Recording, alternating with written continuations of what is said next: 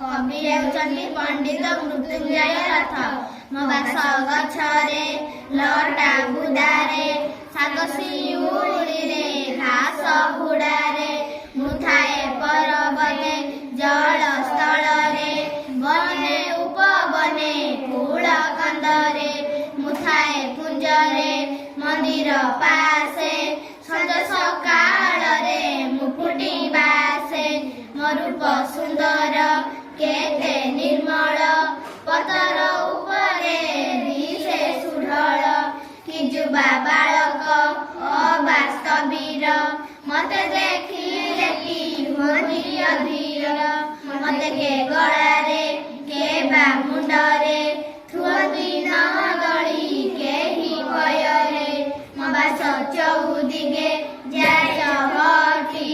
पवन महकी आए जाणठी बणा होई नाही आसे मोर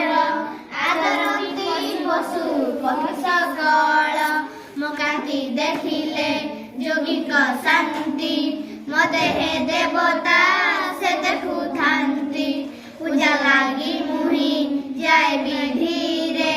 जेउ देवतार न बसे सिरे मह जोगु बट